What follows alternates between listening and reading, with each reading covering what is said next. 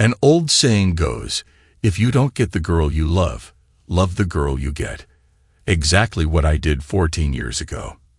I was engaged to my dream girl, Lottie, and looking forward to marrying her when she told me that the travel agency where she worked had offered her a 6-month job as their guide in Natal, Brazil. Before we met, she had been their guide for 1 year in Madeira, and it was just because of her skills in the Portuguese language that she got the offer, which she accepted. I understood that she would never want to be an average wife in a Scandinavian county capital after her stay there, and therefore we both, after some serious talk, found out that the best for us was to split up. I thanked her for the time we had spent together and wished her good luck for the future. She found her good luck very soon because after only a month there, she met and fell in love with a Brazilian airline pilot. When her 6-month contract was over, they married. Soon after she left, I met Catherine, who did her best to comfort me. In fact, she did it so well that she got pregnant, swore that I was the only possible father, told me that abortion was out of the question, and begged me to marry her. Catherine was a typical girl next door, and as my love for her increased every day, we married. 6 months after the wedding, we got a nice boy, and after a further 18 months, we even had a girl. I worked at a construction company where my boss suggested I go for evening classes, which I did. Thanks to my connections via the construction company, we could afford to build a nice house in a popular area. When the girl was 3 years old, we succeeded in getting the children to the nearby daycare, and Catherine got a job at an insurance company. Now, at the age of 39, and thanks to my evening class, I had been promoted to boss of a construction team and made rather good money. The kids were 14 and 12 and did well in school.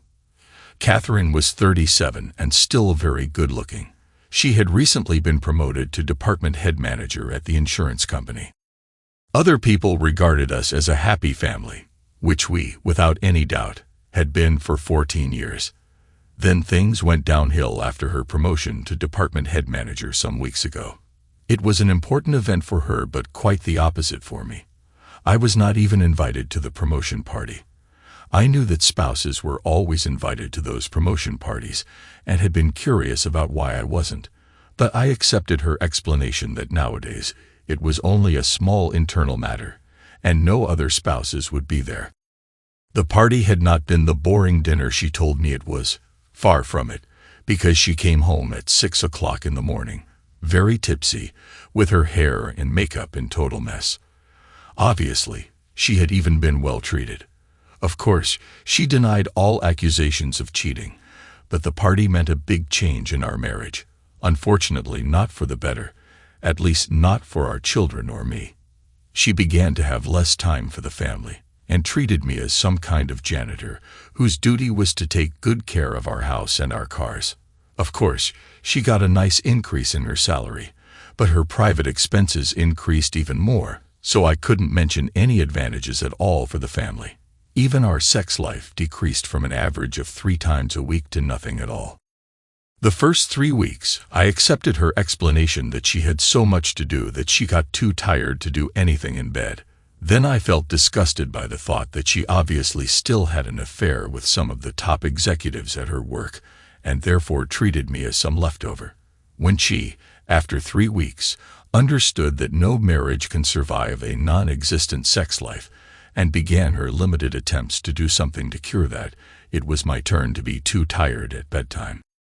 At my job, we had just finished an important project, and I had an office job for a while, clearing up papers from the last job and planning for the next very big and important project.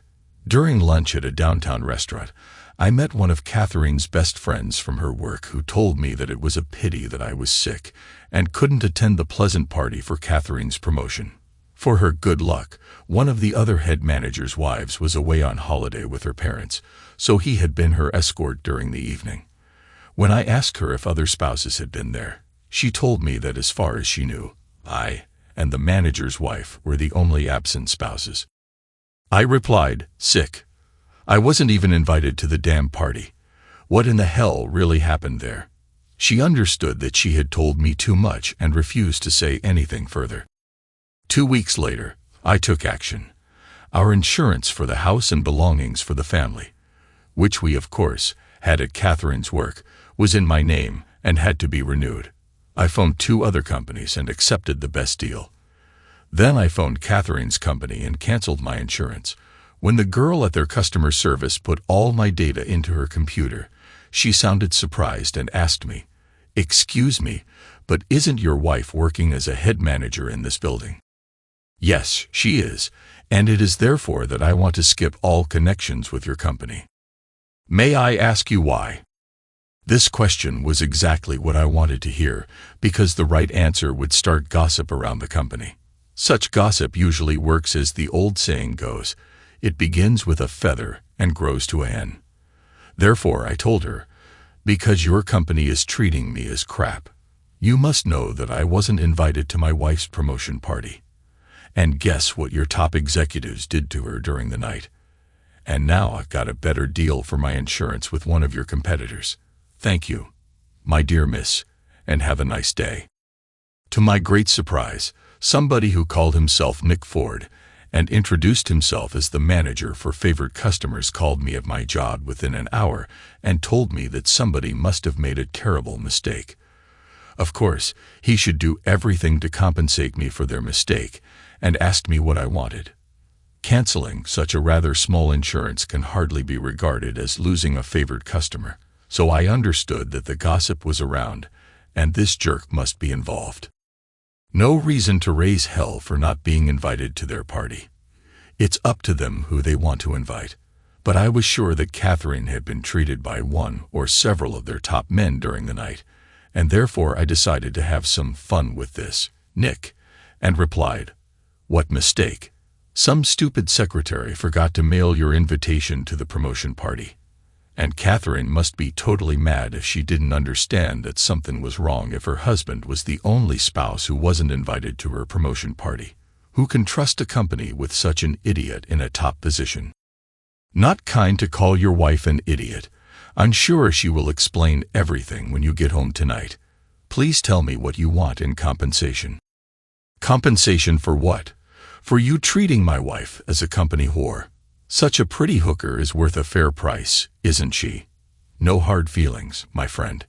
A new Mercedes 300, and my humiliation is forgotten, at least for that matter." He burst out laughing. "A good joke indeed. I'll give you 25% off your house and home insurance for the next year. A fair deal, isn't it?" "Ashol, I'll get you fired. Everybody at your damn company seems to be totally mad," I said and hung up. Catherine was waiting for me when I came home. She was red as a tomato in her face and began shouting as soon as I got inside the front door, "What the hell do you mean by calling my job and acting as a lunatic?" "Lunatic? I did fair business and saved a good amount for the family for the next year. Why in the hell did you humiliate me at my job?" For the first time in our marriage, I got angry with her and shouted, "Why? If treating with some company top executives is a part of your new job, be sure that the price will be your marriage. I hope you'll find it worth that." I had never before shouted at her and treated her this way, so she got a shock and ran to the bedroom where she began to cry loudly. The first serious argument in our marriage had reached a timeout, but was not over. I found her cell phone in the battery charger in the kitchen and knew that she wouldn't come out of the bedroom for a while. I investigated the phone and found some text messages, most of them from a Nick who obviously was the same jerk who had called me earlier. He was in love with her, and a copy of her last reply showed that he was making good progress in his efforts. He called their magical night the best night of his life, and had even sent her several poems of low quality. Neither of them mentioned their activities in plain words. I even noted Nick's phone number so I could get further info about him. Now I wanted to know more, so I searched for her purse, found it, and took her calendar, in which I found a lot of interest. The dates when she'd been out on her girl nights with her new coworkers were marked as in at El Grotto, and she had spent 3 Friday afternoons at the Scandic Motel. I noted that her future plans included Scandic Motel the next Friday and the romantic Spanish restaurant El Grotto on Wednesday evening the week after. Only one thing left for me to do: begin the final countdown of my marriage. But how? I wrote a message to the kids and left the house for some food at my favorite pub. To my great surprise, Lottie, my ex-dream girl from Brazil, was there with her brother. They invited me to sit down at their table, and we had a pleasant chat for several hours. With free airline tickets, Lottie was home visiting her parents almost every year, sometimes alone, sometimes with her family. I had met her now and then, usually when shopping together with Catherine, and only talked a few minutes with her. Lottie had brought her son to a month's language training in England and had extended her trip with a few days at her parents' home. She was now divorced from her airline captain, who couldn't resist the temptation of handsome flight attendants, which had been too often and too much for Lottie to take. I told her that even Catherine and I had serious problems, which we hardly were able to solve. We decided to see each other again when she came back to catch her son in England next month. When I got back home, Catherine was sleeping, or at least pretending to be, so I didn't wake her up or talk to her. The next morning, she was still sleeping when I went to work. My boss noted that something was wrong with me and had me tell him the whole story about my marriage, which was expected to crash within a few weeks. He promised to use his connections and fix me a nice apartment, and suggested the board let me be responsible for the insurance quotations for the next huge project. I had investigated the man who had sent texts to Catherine's cell phone. It was Nicholas Thompson, 44 years old, married with 2 daughters, 21 and 18, both still living at home, working as a department head manager at the same insurance company as Catherine. On the Friday afternoon, I went to the Scandic Motel in a company car. Didn't see Catherine's car there, so I phoned her job, where they told me she had just left for the day. She arrived in 10 minutes together with a man in his 40s. They went into the cafeteria, bought coffee and a sandwich. I did the same and sat down at their table. Catherine almost lost her composure in total surprise, and I told her, "Nice to see you, my love. I had some private matters to discuss, so I just rang your job, and they told me that you had left for the day. What a surprise to see you here." She didn't reply, so I turned to him and said, "Sorry, I forgot to introduce myself. I am Anders, and Catherine's husband. May I ask who you are?" "Nick Thompson." "Oh, that funny guy who rang me at my job. I'm still surprised by how low you estimated Catherine's services and lost honor." I turned to Catherine and asked her, "Are you coming home with me, or are you staying here with him? If you prefer to stay with him, you can stay here forever." She came with me, and as we sat in my car, she shouted, "What the hell did you tell them about my services?" "What services? When he rang me at my job, he offered to compensate me for what they did to you during a party night. Your friend Nick suggested an amount of about 10% of what an average-looking service provider would charge for equal services. Of course, I didn't accept." She refused to say a word to me after that, not even to reply when I suggested counseling to save our marriage. Not a word from Catherine until the next Wednesday, when she told me that she was going to a girls' night with her coworkers if I had no objection, and if I had, she was going anyway. I had no objections and wished her a pleasant evening. She left in a taxi, and 10 minutes later, I left for El Grotto in my own car. The restaurant had only a few guests, so I had no problem getting in. I found Catherine and Nick in a discreet booth and went out again and called his wife, who told me he was playing chess with a retired ex-boss from his job. When I told her he had an affair with my wife, and I just found them at El Grotto, she promised to catch him. Then I went into their booth and told Catherine, "Girls' night out, indeed. You've got a terrible, ugly girlfriend, my dear Aunt Catherine. Do you really have an affair with such a monster?" Nick understood that his odds of winning a fight against me were less than 0, so he kept quiet.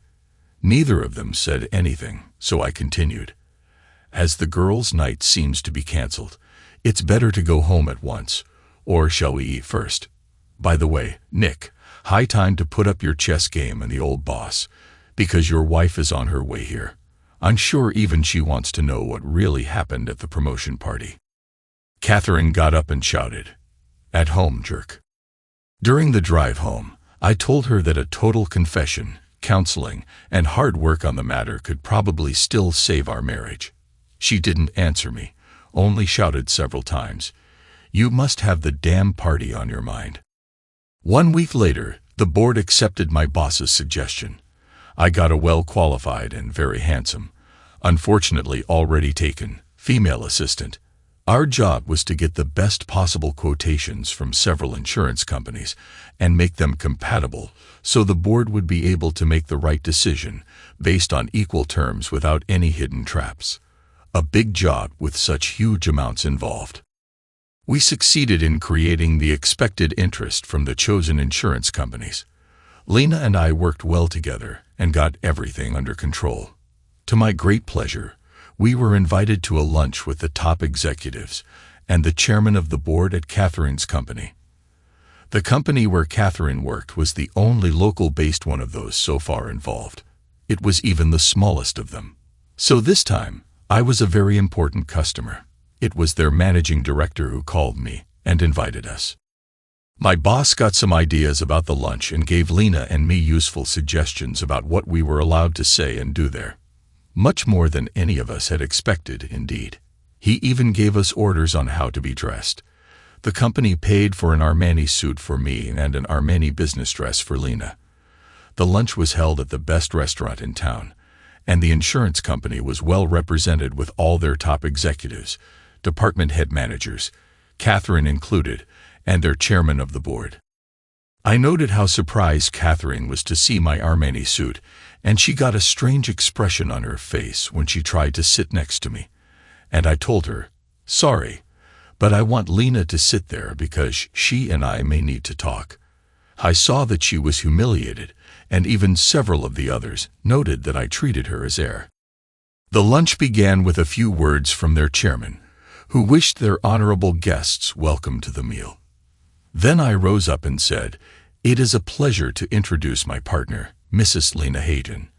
My name is Anders Eriksson, and some of you may be surprised to know that I'm married to Anne Catherine, who is here. I'm glad to hear that Mrs. Hagen and I are welcome to your company. I ought to have met all of you before, at least at my wife's promotion party, but for some reason, I wasn't regarded as good enough to join her great event. Of course, no hard feelings about that. It's up to you to choose who you want to invite to such events. But if I wasn't regarded as good enough to share a meal with my wife at your company's table, then I'm not today. So one of us, Catherine or I, have to leave this table now. The choice is yours." The silence was so total that if a pin had fallen on the soft carpet, it would have been heard. Both the manager and chairman looked at Catherine, who began to cry. But nothing happened until Lena raised up and made herself ready to go. Then Catherine rushed away from the table. I had remained standing the whole time and continued, "As I told you, no hard feelings about the party, and everything is not only my wife's fault. Obviously, the poor woman has been so eager to get her promotion that she agreed to pay for it with her body, and therefore accepted her plotter's demands to keep me away. I wish I'd get to know which damn disgusting individuals used her during the party night. I already know the name of one of the plotters, who later on humiliated me further by offering me compensation from your company, less than 10% of what a cheap service provider would charge for such a night. Obviously, he regards my wife and me as pure crap. For getting this stupid to say what he thought was a fair value of my wife's lost honor, I suggested a low bait, a Mercedes, but in his opinion, Catherine is only worth 10% of a service provider. Of course, I don't want anything from your company, and we, Lena and I, have promised our managers not to have any personal vendetta against you and to give your company fair treatment in the insurance matter. However, I must say that it is impossible for me to eat without feeling sick if your Mr. Nick Thompson is sitting at the same table. So once again, he or we." This time there was no silence. The chairman shouted, "Thompson, get out." Nothing more happened during the meal, and Lena and I spent the rest of the day with those of their people responsible for our quotation. Their manager and the chairman joined us for a coffee break and told me that my problems were under investigation. So far, Nick Thompson and one of the vice managing directors who had been responsible for her promotion were fired, and the investigation continued. Catherine had left the job directly from the lunch. The manager told me that they did not understand why she did what she did because she was in line to be promoted the right way. Now they had to fire her because it was impossible for the company to have a department head manager with such a reputation. Back at our own office, my boss was satisfied when he listened to the tape recorder Lena used to have in her handbag during meetings outside the office. I got his full support for my speech during the lunch. When I came home rather late, I found that Catherine was gone with 2 suitcases and a large quantity of her clothes. At the kitchen table, I found a note to the kids in which she told them to call her parents for further information. Not a word to me. Catherine and I filed for divorce, sold the house, and shared everything 50-50. I got the nice apartment I was waiting for, and for the kids' sake, I even fixed an apartment for her near mine. We are now on speaking terms again and have met a few times at a cafe to talk about our children's activities. They live at her apartment but spend a lot of time at my place. Catherine is even a soccer mom for our daughter's soccer team. We even used to meet when the team plays and have begun to have some small talk. She has a new job at an office, but the payment is far less than what she got at the insurance company, even less than what she got before her promotion. Neither Catherine nor I have found a new, right one yet. I can't deny that I miss her sometimes, and I think we both regret what we did to each other. But done is done and can never be undone. However, even though the now infamous lunch cost me my marriage, Lena and I succeeded in negotiating the best insurance terms our company ever had before, which gave us fairly increased salaries. When Lottie was back to catch her son in England, she spent several nights at my place. Our time together was okay, but not the same sparks we felt during our engagement. I must confess that my time with Catherine was much better before her promotion. However, I have promised to spend my next holiday as her guest in Brazil, but I will never stay there forever, and she will never leave her home there. But it is an interesting country to visit, and I really look forward to it. Thanks to everyone who took the time to listen to today's stories. If you enjoyed it, please consider liking and subscribing if you haven't already. Feel free to share your thoughts on the events in the comments below. Take care.